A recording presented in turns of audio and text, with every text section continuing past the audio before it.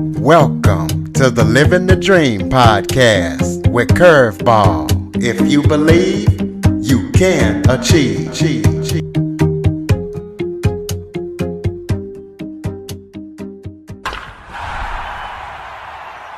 Hello and welcome to another episode of Living the Dream with Curveball. I am your host, Curveball, and today I'm joined by Kendrick Thomas. He is a principal, a speaker, a youth advocate, and a certified life coach. Kendrick, thank you so much for joining me today. Yes, sir. It is my pleasure to be in the building today. Absolutely. Why don't you start off by giving everybody a little bit of background about yourself? Kind of tell people where you're from. I know you grew up in a single parent home. So just kind of talk about that and anything else that you want the audience to know. Yes, sir. First off, as you state, Shreveport, Louisiana is my hometown. I am currently living in Houston, Texas. I've been here since 2003. Straight from Shreveport, Louisiana, when I moved here, man, I had a high school diploma, right? And so I said that I had to come down and really change things, put myself through school.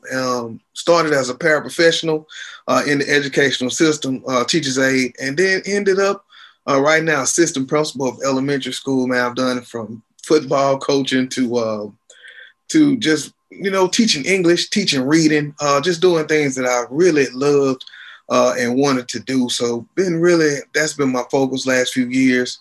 We got the podcast going, the KTTV. So we started that out of a tragic place. I love to expound on that. But that's pretty much me in a nutshell, man. Just working, trying to change the world one student at a time. Absolutely. And we will touch on that tragic place. But first, tell everybody what it was like for you growing up and what fueled your passion to want to help the world one student at a time. Mm-hmm. I think about the students when I was a teacher. I worked with students who were emotionally disturbed, coming from broken homes or very violent and aggressive, and when I think about my background, my mother was arrested and did 5 years in prison in armed robbery. And of course, from being in Louisiana, St. Gabriel down south is a real place. And so while she was doing that, of course, we stayed with grandma. And we got that kind of upbringing, but mom came back at probably around 7th grade, man, and life changed again drastically. She was real young. She's only 15 years older than me. And so then as she was growing up, I was growing up, and the things that we were going through. And I remember being about 9 years old. I told my grandma I wanted to be a high school English teacher because at school, and that's what I talk about with the kids, that was my getaway. When things were rough, I remember in 3rd grade, I wrote a poem called Life Is. And it's the book in Louisiana that go through all the schools called the Seedlings book. And so I got a poem in there, and we talking, man, 8 years old about life. And so that's how, I was trying to get it all out. So growing up was kind of crazy because mom just was growing up at the same time. And so it was a lot where I ended up being the caretaker for my brothers and sisters because she worked from 2 to 10:30. And, that's how latchkey and how our students are these days. Where mom is at work that whole time. And so that put a lot of responsibility in me, but also a lot of leadership. We owned the neighborhood candy house when I stayed with my grandma. So that put the business side in me. So just a lot of pieces that contributed, man, all back to wanting to give back as I overcame the stories that I made it through. So yes, St. Gabriel is a real place. So is Angola. And it Yes, sounds like you gained a lot of strength from your grandma, and she kind of instilled some values in you. Is there anything else that gave you the strength to do what you needed to do for your sisters and as well as yourself? Man, I will be honest to say, growing up with them, I really don't know how much of it I was able to use for my brothers and sisters. For them, man, I don't know what it was that kicked into me. For instance, Mom would give me $20, right? And I remember the list so vividly in my head of just like the sandwich meat, the snack case, the chips, these things that we would eat. I mean, for the week, And so just thinking about that, I think, man, that just was learning just what you got to do and doing what you have to do, man. Something kicked in. So I had to become, like I said, a lot more mature. And so really, when I got the grandma in them house, man, that was the time when I was able to be a kid, So we didn't even have too strong of a conversation. But besides their house, because my granddad would come pick me up on Saturday mornings because they tried to make sure that I was in church. And that was a big part of it, because I was fortunate enough to have my grandma, my great grandma, and my great great grandma alive at the same time. And so then, but those were the places that I was able to be a kid versus at home. It was the grind. So, what kind of relationship do you and your mom have today? Is it good or how is it Oh today? yeah, man. Like I say, we in a sense that's my mom, but we also grew up together. So she calls, she asks me advice. We talk about things. I be hip and other stuff like investing or look at these type of things, mom. So it's been grown up to where she understands, that I really am a thinker. And we work together on a lot of things, helping her build a business up, all kind of things. So great relationship. Well, it's good to hear that she's doing great now and got things turned around. Yes, sir. What made you go from a teacher to becoming an assistant principal? Man, it's all about affecting change, right? And so when I look at how do I affect change in the educational system, inside of my classroom, I really only can affect maybe the teachers that I teach with or either the students and parents that are inside of my classroom. And so I need to have a bigger scale. And so when I got the opportunity, because I started teaching at this school in 2013, and it's the same school I've been administrator at since 2016. So great family that's been going on. But when I started, I wanted to be able to just reach out to more people, to implement more things at a grander scale, which was, hey, that was push me, man. I got the call, got the interview, and everything worked out from there. But it's all about taking that 35-person reach to a school of 800 kids and 100 teachers reach.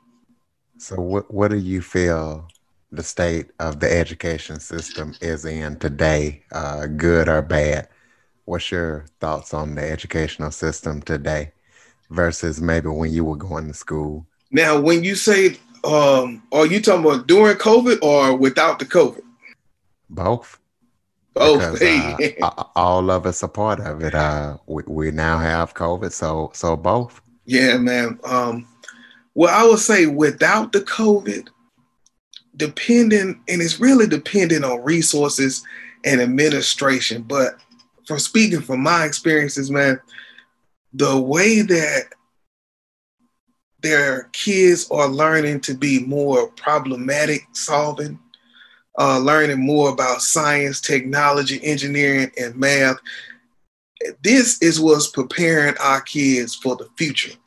And so if you have a Title I school, which is a lot of the population on the free and reduced lunch, then to bring in those resources to teach these kids is awesome, man. And so for me, I think that is the way that education is going. And if so, I feel better because that's how we are evolving and equipping kids, because if school was the same as when I was in school, it would be a problem, right? Because nothing is really the same. So then I'm glad to see that changing.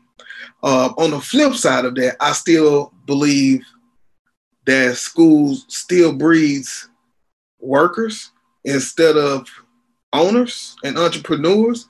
So then I want to see more of that, which I'm starting to see in my district. We just opened up a career center.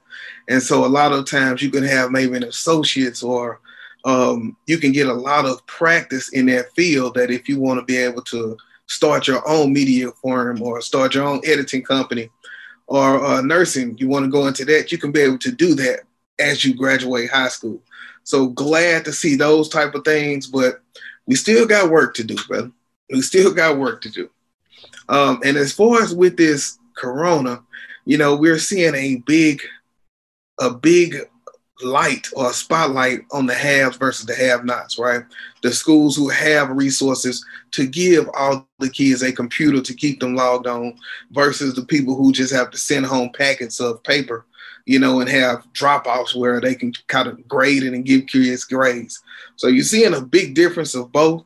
And you're hoping that shines a light on equity in a lot of places and that we really merge together under this new administration. I mean, as the first lady is a teacher, that we can really do something to change the way things are going.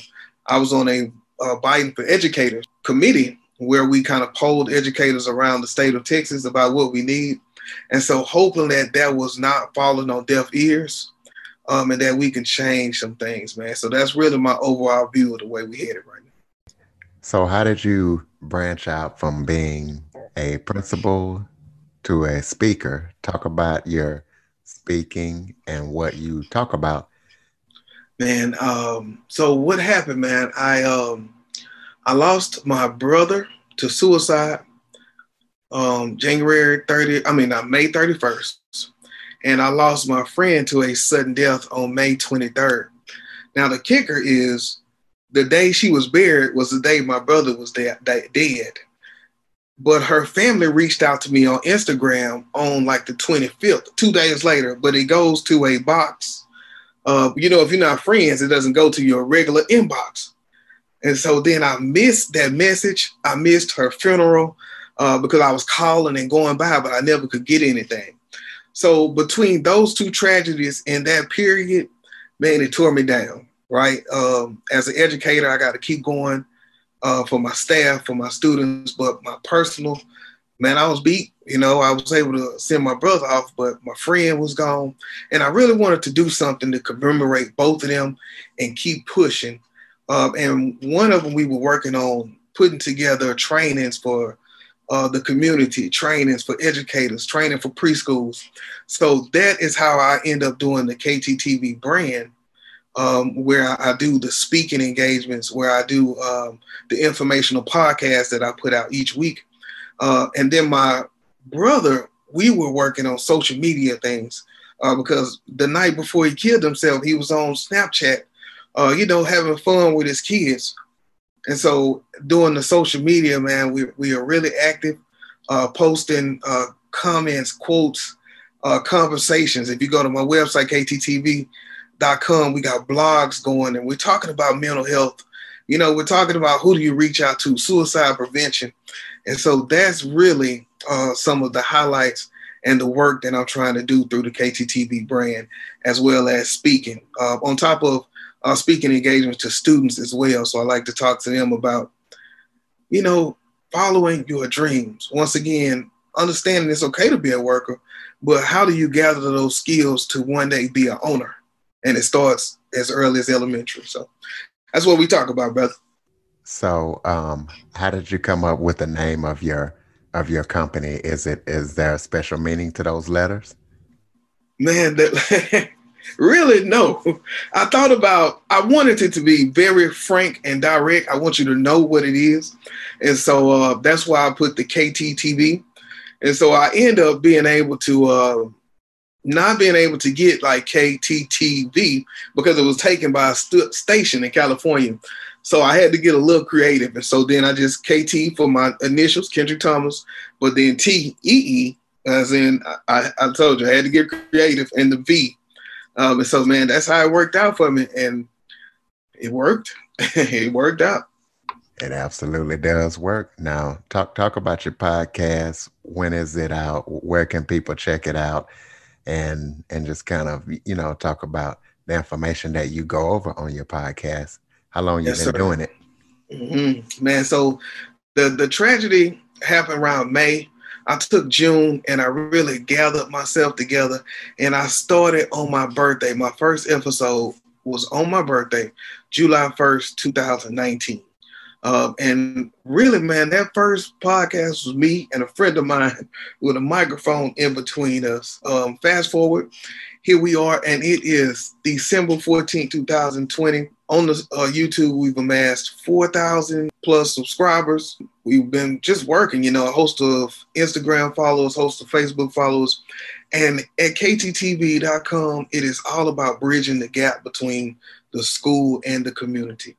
And so, therefore, I talk to educators, I talk to entrepreneurs, and I really highlight things that are going on in the city of Houston or wherever. And I also do a KTTV radio show. And so, on my station, we have about 900,000 documented listeners. And so, each week, it's about putting out those quotes. It's about talking to people in the community.